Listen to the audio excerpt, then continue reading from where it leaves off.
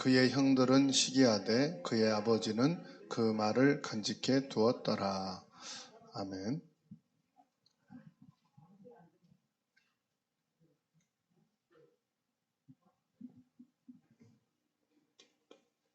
서밋과 미션이라는 말씀입니다. 창세기 37장 11절.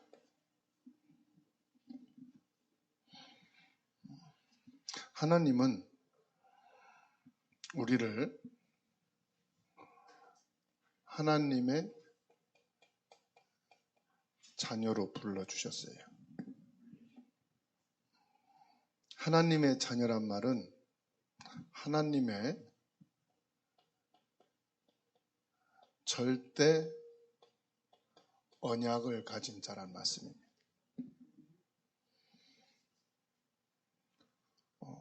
절대 언약이 뭐냐? 하나님이 창세기 1장 27절에 우리 사람을 영적인 존재인 하나님의 형상으로 창조하셨습니다. 그리고 창세기 2장 7절에 우리 인간에게 하나님의 생명을 불어넣어 주셨어요. 그리고 창세기 2장 1절에서 18절 하나님이 지으신 에덴 동산에 살게 하셨습니다. 이렇게 하나님의 창조하신 인간은 아무 문제가 없이, 고통이 없이, 죽음이 없이 살게 됐어요. 이것이 하나님이 우리 인간을 창조하신 창조의 목적입니다. 하나님이 인간을 창조하실 때 행복하게 살도록 창조하셨어요. 부족함이 없도록 창조하셨어요. 하나님이 창조하신 그 에덴 동산에는 부족한 게 아무것도 없었어요.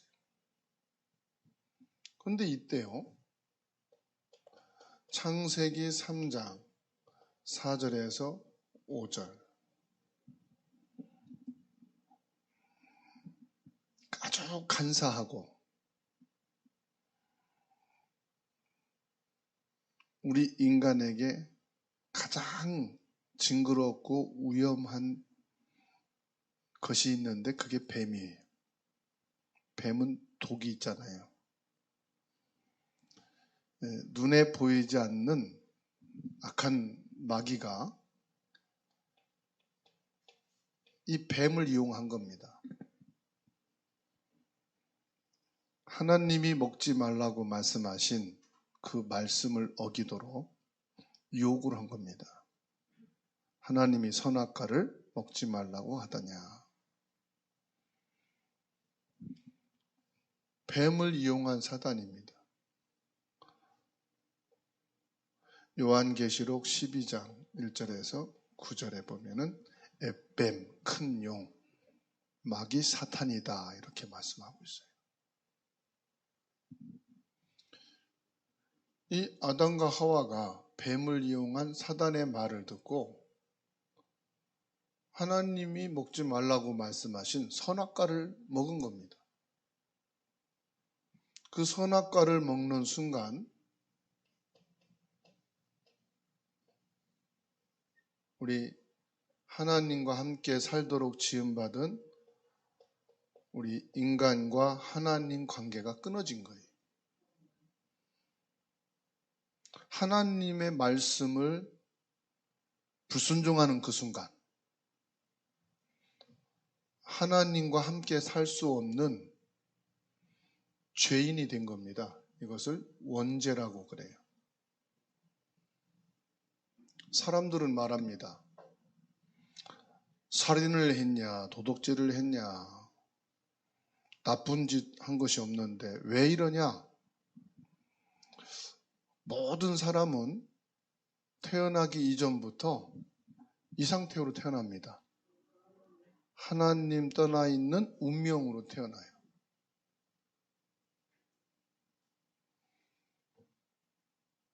이것 때문에 우리 인간에게 온갖 문제와 고난이 시작된 겁니다.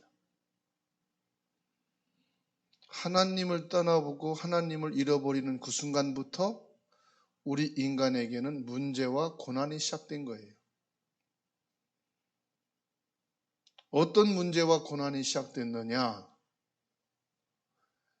영적 고화가 되고 하나님의 형상으로 지음받았는데 하나님을 떠나고 하나님 없이 내 생각, 내 기준, 내 판단, 내가 좋아하는 것을 선택하여서 살 수밖에 없어요.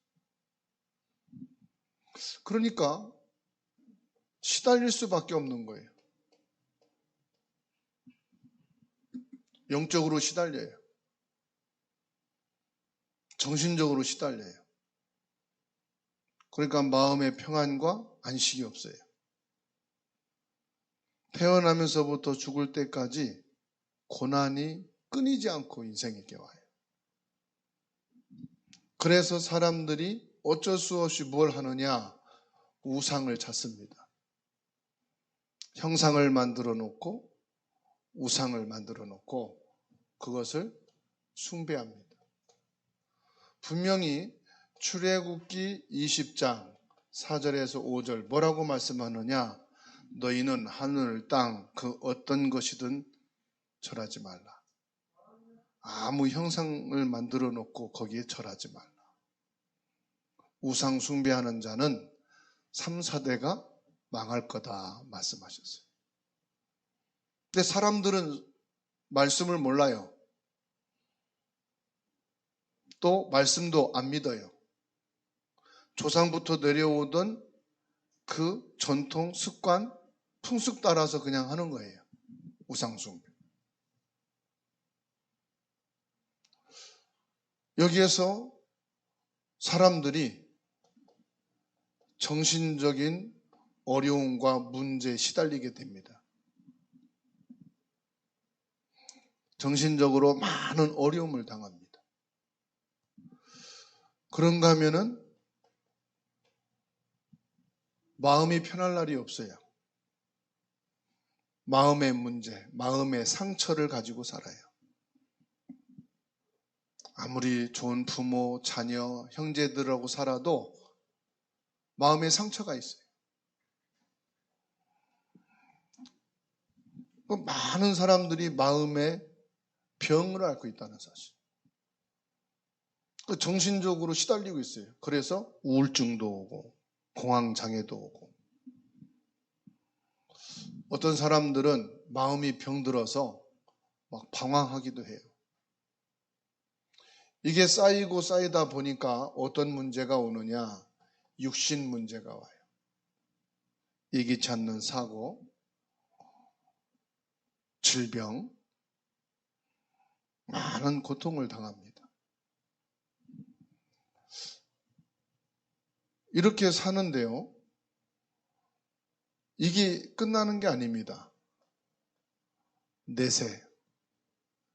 사람은 죽으면 끝이다 생각하는데 죽으면 끝이 아니에요. 사후세계가 또 있어요. 그리고 이것이 그대로 후손에게 내려갑니다. 자손 문제.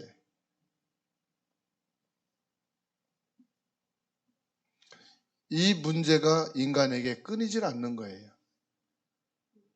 그래서 나름대로 사람들은 열심히 삽니다.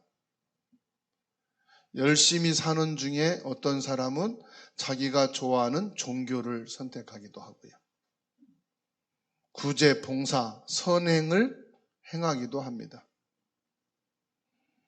사람이 착하지요. 진실하지요. 많은 사람들에게 도움을 주기도 합니다. 어떤 사람은 자기 신념과 철학을 가지고 삽니다. 그 나름대로 자기의 방법을 찾지만 이 문제는 해결될 수가 없어요. 어느 대통령도 어느 전문인도 이 문제를 해결해 줄 수가 없어요. 많은 종교 지도자도 나왔지만 이 문제를 해결하지 못했어요. 왜 그러냐? 하나님을 떠난 원죄에 빠졌기 때문에. 그러면 이 원죄에 빠지게 만든 장본인이 뭐냐? 뱀을 이용한 사단입니다. 사단이라고도 하고 마귀라고도 합니다. 사단은 하나님을 대적하는 자고 하나님과 인간 관계를 이간질하는 자예요. 그래서 결국은 인간이 하나님을 모르게 만들고 하나님을 믿지 못하게 하는 것이 사단의 목적이에요. 왜냐? 이 문제 속에 빠져서 살다가 지옥 같은 불행한 인생을 살다가 지옥에 가게 하는 것이 사단의 목적이에요.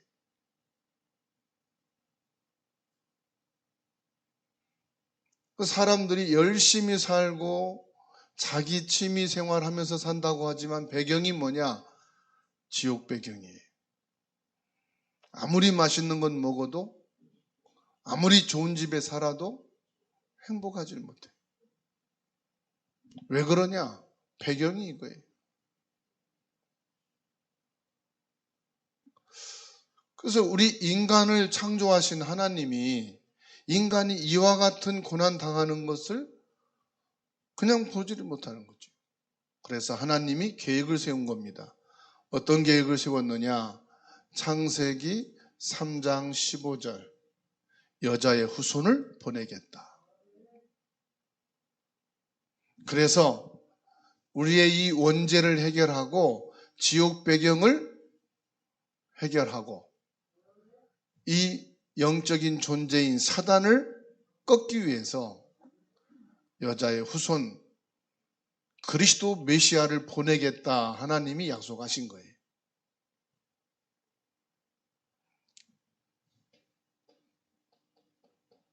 그분이 하신 일이 바로 그리스도입니다. 사람들은 예수는 다 압니다.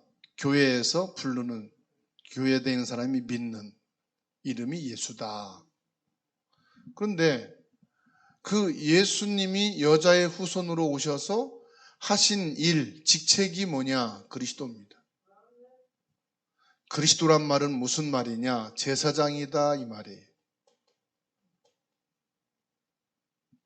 제사장은 죄를 해결하는 일에 직책을 맡은 사람. 근데 아무리 제사장이 많아도 원죄는 해결할 수가 없어요. 참 제사장이신 그리스도 예수님이 오셔서 이 원죄를 끝내신다. 참된 왕, 이 땅에 많은 왕이 있었지만은 그 왕들도 사단을 섬기고 우상숭배를 해야 돼요. 참된 왕이란 사단을 꺾고 여기에서 우리를 해방시키는 분이신데 그분이 누구냐? 여자의 후손으로 오신 예수 그리스도입니다. 그리고 참 선지자. 선지자란 말은 가르치고 깨닫게 하고 길을 안내한다는 말씀인데 하나님을 떠난 우리 인간이 하나님을 찾아 우상 숭배하고 하나님을 모르니 조상을 숭배하고 천신 바다신 지신을 찾았지만은 해결할 수가 없어요. 길이 아니니까.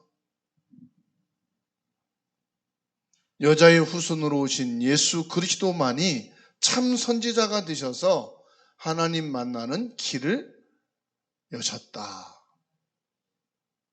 그래서 우리는 뭘 믿느냐? 성경에서 뭐라고 말씀하느냐? 너희는 예수 믿는 자가 아니고 예수가 그리스도로 요 세 가지 문제를 끝내셔서 우리의 문제와 고난의 근본 문제를 해결하신 그리스도를 믿어라. 예수님이 그리스도라는 사실을 믿는 거예요. 우리 믿음의 내용이 뭐냐? 교회 다니는 게 믿는 게 아니고 예수 이름 부르는 게 믿는 게 아니라 예수님이 그리스도로 오셔서 참 제사장, 참된 왕, 참된 선지자로 원죄와 사단과 지옥 배경을 끝내셨다. 그래서 우리의 모든 문제와 고난을 해결하셨다 하는 사실을 믿는 겁니다. 이 사실을 믿는 자는 요한복음 1장 12절 영접하는 자 곧 그 이름을 믿는 자들에게는 하나님의 자녀가 되는 권세를 주셨으니 예수를 나의 그리스도로 나의 구주로 마음으로 믿고 고백하는 자는 그 즉시 원죄 해결됩니다. 사단에서 해방받습니다. 모든 지옥 배경 끝났습니다. 이 문제는 해결됐습니다. 그러면 나한테 이 문제는 계속 오고 있는데 정신적으로, 마음으로, 육신으로 전혀 불안하고 초조하고 문제가 많은데 어떻게 합니까? 이 문제의 근본 원인을 해결받았다 이 말이에요. 이제 우리가 살아가면서 이 문제와 상관없이 무엇을 믿느냐? 하나님의 자녀된 신분을 믿으라. 내가 육을 가지고 이 땅에 살고 있지만 영적인 신분은 하나님의 자녀다. 요한복음 1장 12절에 말씀하고 있어요. 하나님 자녀에게는 요한복음 14장 6절에서 7절 보혜사 성령으로 하나님이 내 안에 거하셔서 나와 함께 계신다 그랬습니다. 그래서 하나님은 하늘 보좌에 계시지만은 성령으로는 지금 예수를 그리스도로 믿는 우리 안에 거하셔서 나와 함께 계신다. 그리고 뭐라고 말씀하느냐? 예수 그리스도의 이름으로 저와 여러분들이 기도하면은 응답을 주신다 그랬어요. 그게 뭐냐? 나를 인도하고 계신다 이 말이에요. 나의 걸음을 인도해 가신다. 나의 삶을 인도해 가신다. 하나님은 지금도 눈에 보이지 않게 보좌의 축복과 권능으로 우리 함께 하시고 인도해 가고 계심을 믿으시기 바랍니다. 이런 하나님께서요, 저와 여러분들에게 뭘 주시느냐? 우리는 이 땅에 살고 있지만 저와 여러분들은 천국 백성인 것을 믿으시기 바랍니다. 대한민국 사람이면서도 우리의 신분은 뭐냐? 천국 백성이에요. 하나님 나라에 속한 사람이다. 그래서 언제든지 우리는 하나님 나라에 갈 수가 있어요. 죽어야 하나님 나라 가는 게 아닙니다. 하나님 나라에 갈 수 있는 신분을 가졌다. 그래서 구원받은 하나님의 자녀다. 자녀는 언제든지 부모가 있는 집에 들어갈 수가 있어요. 근데 남의 집에는 허락을 받아야 들어가는 거예요.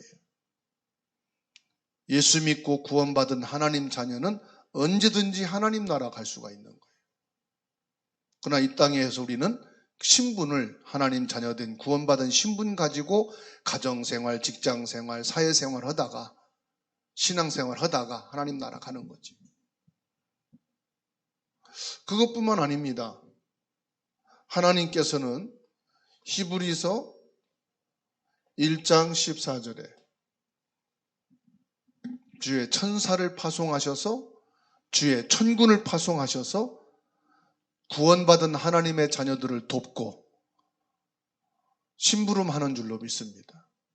계시록 8장 3절로 4절 말씀 보면은 우리가 기도하는 것을 금대접에 담아 하나님 앞에 올린다고 그랬잖아요. 우리의 기도를 응답하시고 말씀 성취하시는 것은 주의 사자를 보내셔서 하나님이 이루신다. 천사를 말씀하는 거예요.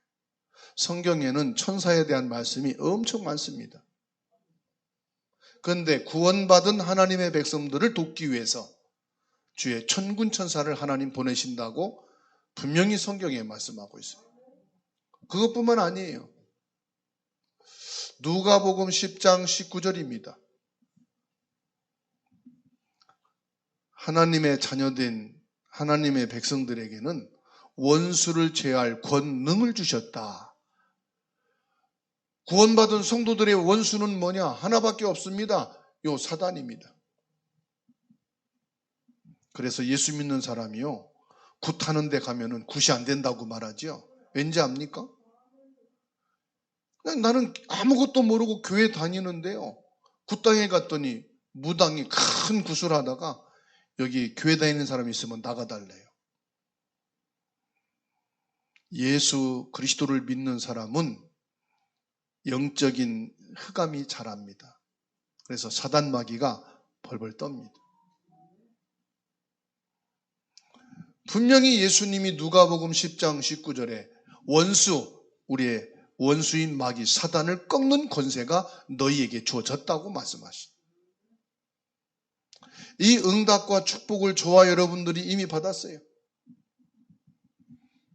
그리고 이 땅에 살 동안 뭐 합니까? 사도행전 1장 8절. 예루살렘과 유대와 사마리아 땅끝까지 이르러 내 증인이 되리라.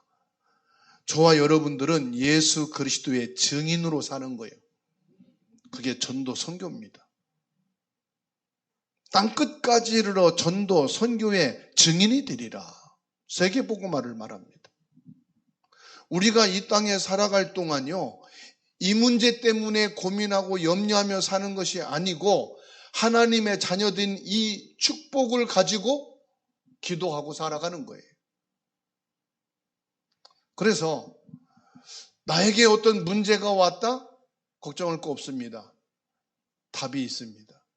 그 답이 뭐냐? 예수 그리스도입니다. 많은 사람들이 문제가 상대방에게 있다고 말합니다. 맞습니다. 그런데 진짜 문제는 그 문제를 넘어설 수 있는 힘이 없는 내게 있는 겁니다. 내게 사고를 쳤다. 맞습니다. 그 사람 사고 때문에 내가 어려움 당합니다. 근데 진짜 내가 어려움 당하는 것은 그 사고를 해결할 수 있는 힘이 없기 때문에 어려움 당하는 겁니다. 다시 말씀드리면 하나님이 이걸 이길 수 있는 힘을 주셨는데 그 힘을 놓치니까 자꾸만 어려움을 당하는 겁니다. 예수 믿기 전에도 이 문제가 있었고 예수 믿고 난 이후에도 이 문제가 있습니다. 그런데 이 문제를 바라보는 눈이 다릅니다. 문제를 바라보는 생각이 다릅니다. 이 문제를 대처하는 자세가 다릅니다. 왜냐? 우리는 하나님의 자녀된 신분으로 약속된 말씀을 가졌기 때문에 이걸 이길 수가 있고 여기에 답을 줄 수가 있다는 사실입니다. 그래서 저와 여러분들은 하나님과 늘 소통이 돼야 돼요. 뭘 갖고 하나님과 소통합니까? 하나님의 말씀을 가지고 소통하고 하나님과 기도로 소통하는 겁니다. 언제요? 24시. 여러분, 하나님은 영원하신 분입니다. 영원하신 영입니다. 영원하신 영이라 이 말은, 영원하다는 것은 시공간을 초월해서 어디에나 계시고 창세부터 말세까지 계신 분이신데, 영이시다 이 말은 어디에나 계시다. 안방에도 웃방에도 시골에도 도시에도 물속에도 산속에도 어디에나 계시는 분이시다. 그분이 어떻게 한다? 24시간 뭐 하십니까? 내게 힘을 주신다 이 말이에요. 그래서 하나님이 내게 영원하신 영이신 하나님이 24시간 힘을 주신, 그럼 우리는 그 힘을 받아 사는 거예요. 육은 밥을 먹고 호흡을 해야 삽니다. 우리의 육은 숨을 쉬고 면역과 세포와 기능이 살아 움직여야 삽니다. 우리의 영은 하나님이 주시는 힘을 가지고 있어야 살 수 있다 이 말이에요.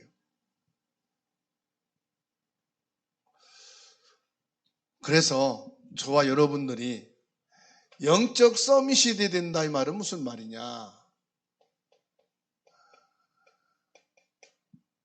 영적 서밋이 돼야 된다. 이 말씀은요, 내가 하나님의 힘을 가진 제자가 돼야 된다 이 말이에요. 하나님이 주신 힘을 가진 성도가 돼야 된다.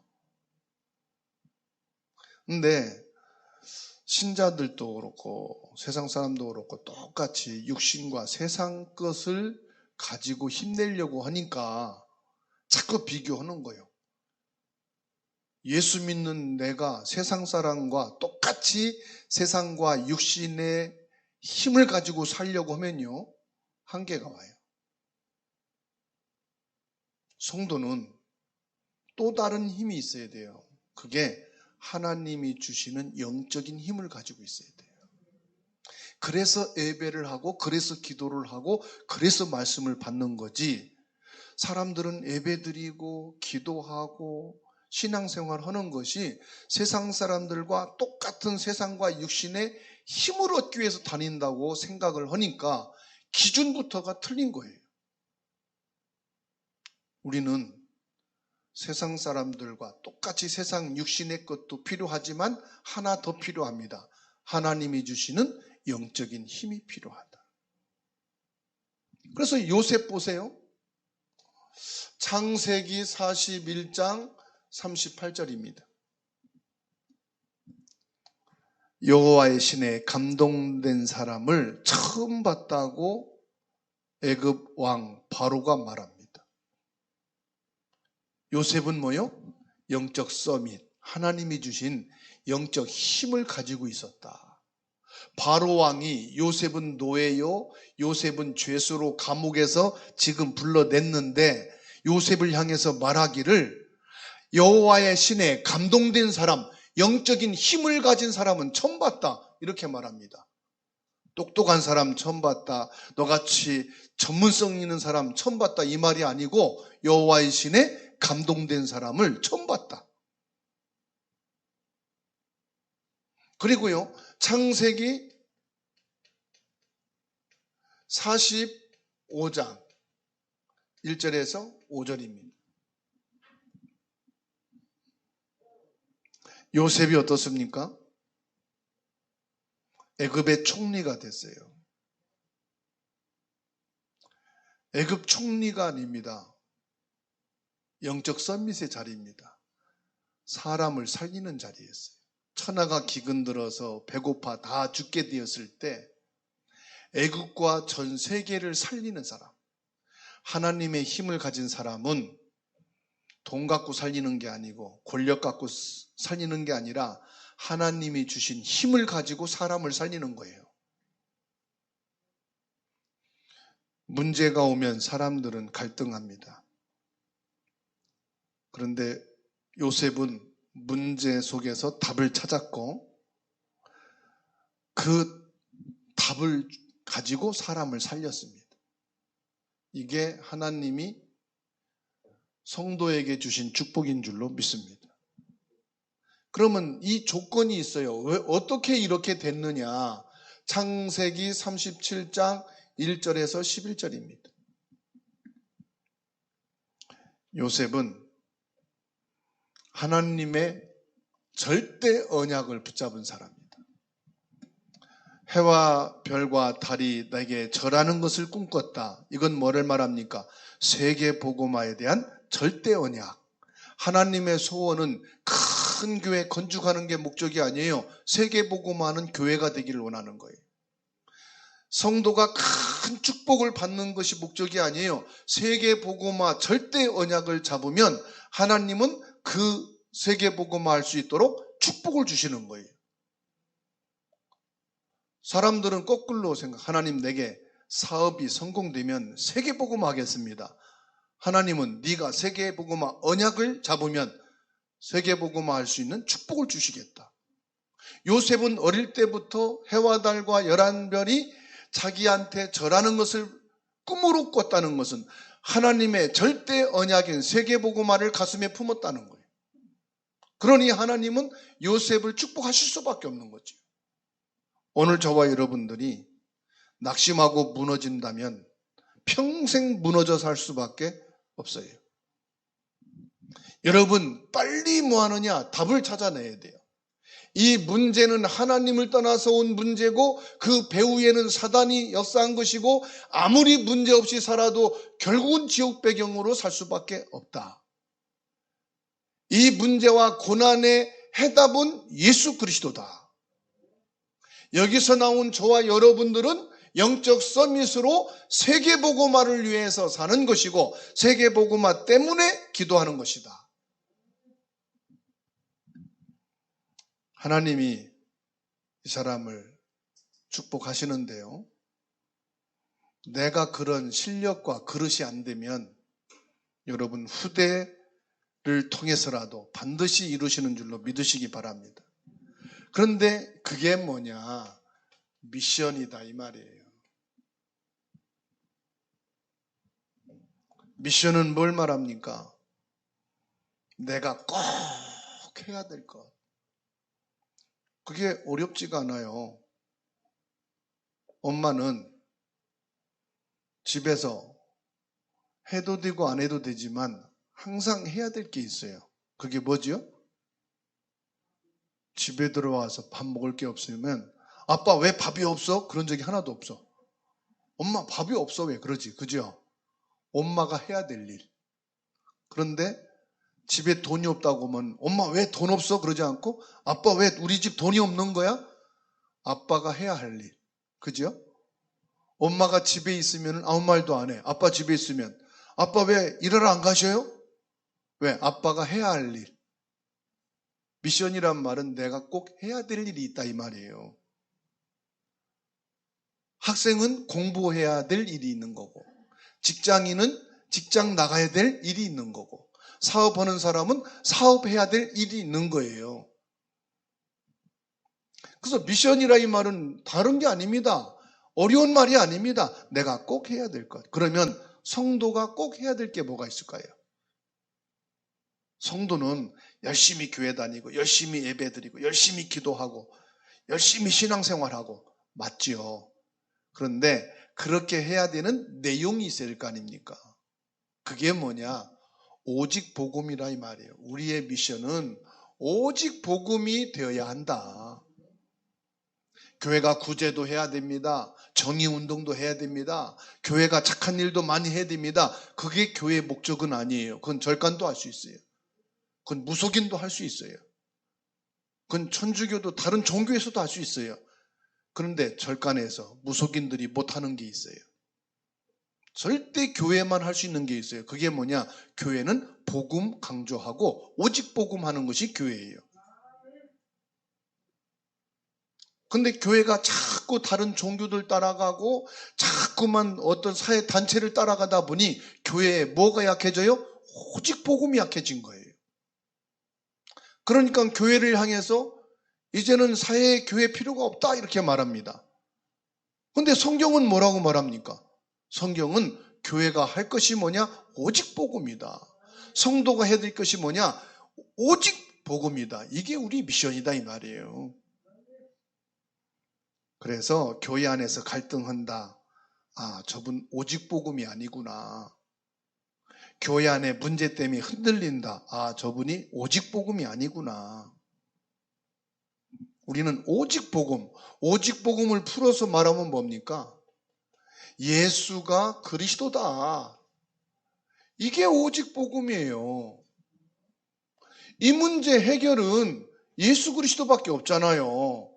원죄를 해결하고 사단과 지옥 배경을 끝나는 길은 선행 구제 봉사가 아니고 종교가 아니고 예수 그리스도밖에 없다. 이게 오직 복음 아니겠습니까? 그래서 저와 여러분들은 뭐 해야 되느냐? 유일성입니다. 유일성.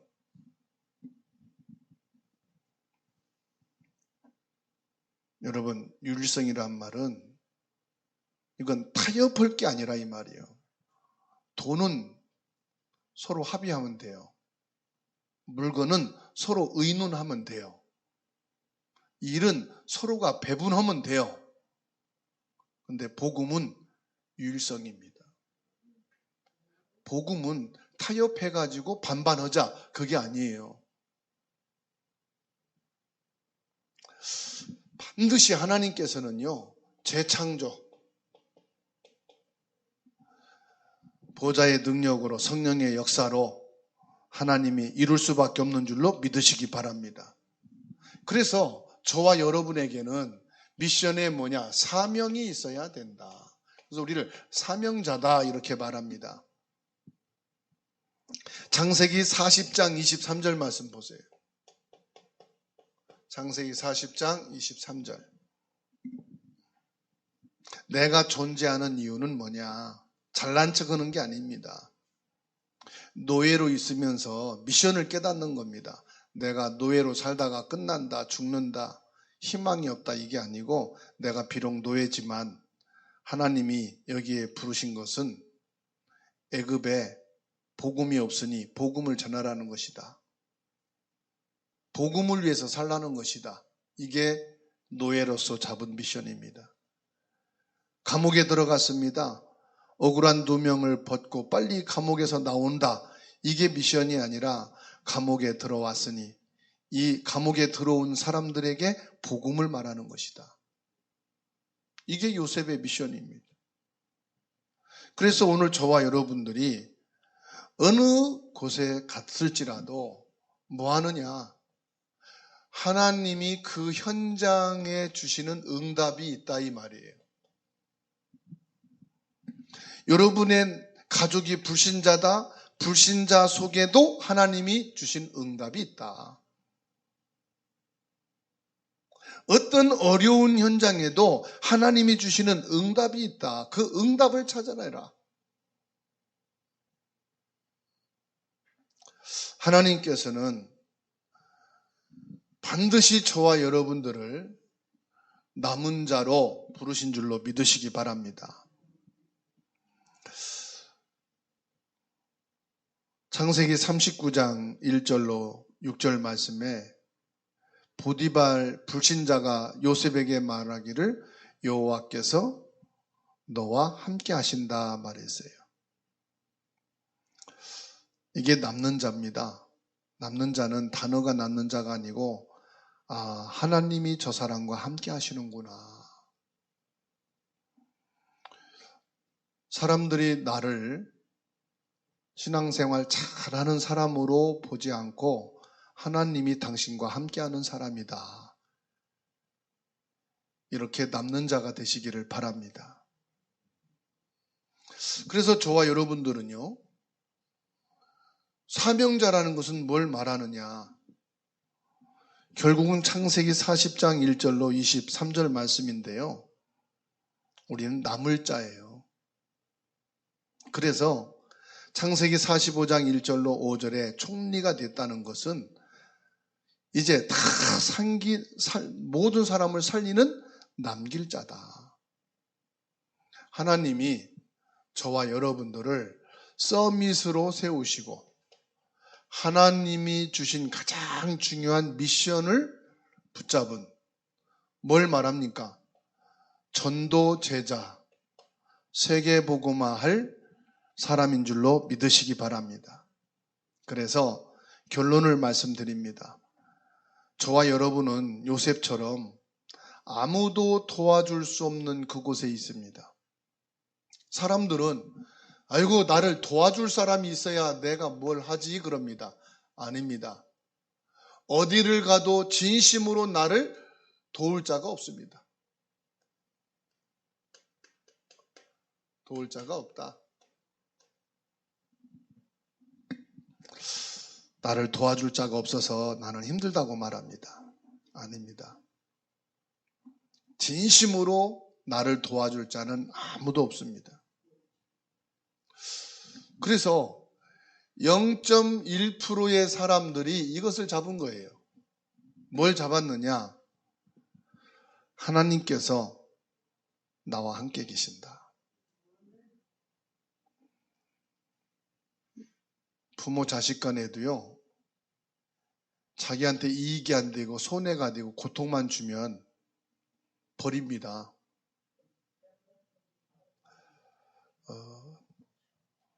부모님이 어머님이 치매가 오셔갖고 막 남의 집에도 변 보고 나오고 자꾸 어렵게 하셔갖고 요양원에 모시고 가니까 마지막으로 하시는 말씀이 얘들아 나 버리는 거 아니지 그러고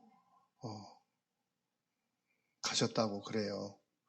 그래서 요즘에 고려장은 요양원이다 그런 말도 있어요. 지난번에 상담 교육한 추 교수님이 어머님이 83세신데 신장이 안 좋아서 일주일에 3번씩 혈액투석을 지난주부터 시작을 했대요. 한 사람이 이제는 보호자가 있어야 되는 거예요. 아무것도 못하고 완전히 보호자로 있어야 되는 거예요. 연세가 많으신 분이니까. 그러니까 연세 많으신 분이 당신 힘으로 일어나서 대소변만 보고 갔다 오시는 것만도 큰 도움이 된다는 거예요. 그만큼 어렵단 말이거든요.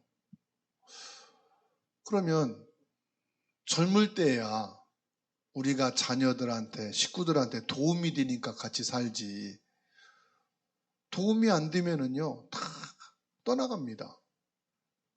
긴 병에 효자 없다고. 그러니 어떻게 살겠어요? 지금부터 그래, 다 소용없고, 결국은 나 혼자지.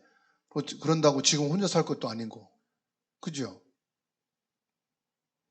그래서 일찍 여러분들이 정확한 말씀을 붙잡고 믿음을 제대로 가져야 되는데,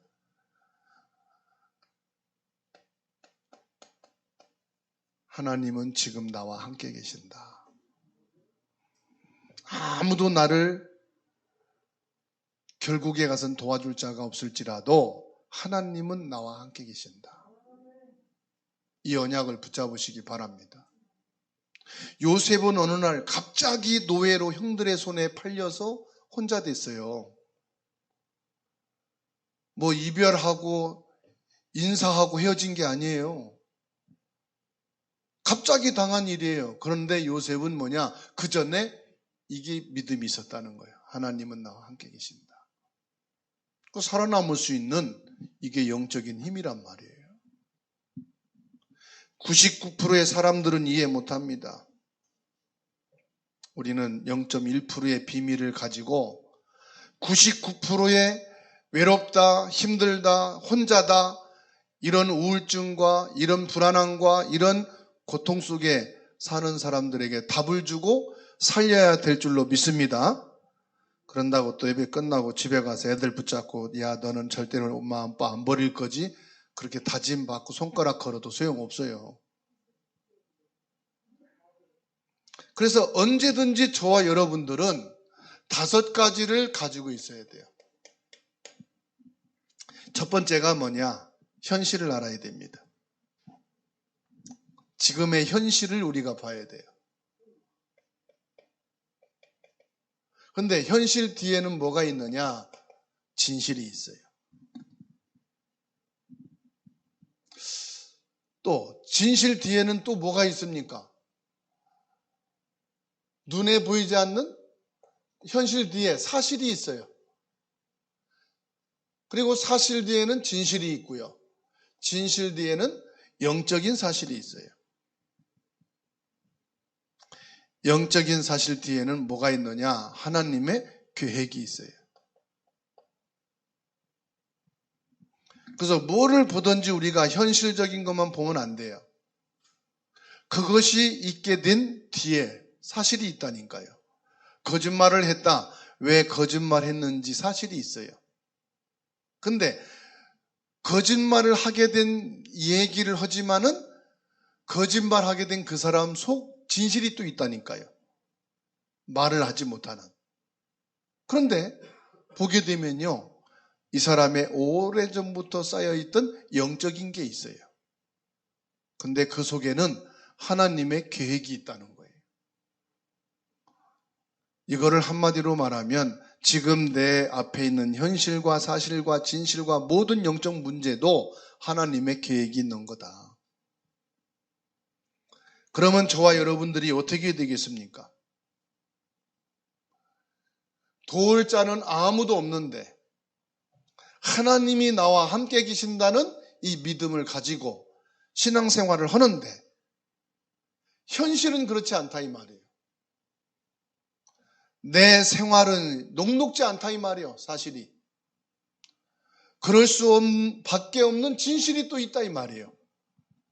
남편이 문제든 자식이 문제든 부모가 문제든 내가 전혀 그걸 할 수 없는 상황이든 진실이 있어요. 말 못하는. 그리고 어릴 때부터 쌓여오는 그 영적인 게 있어요. 영적인 문제가.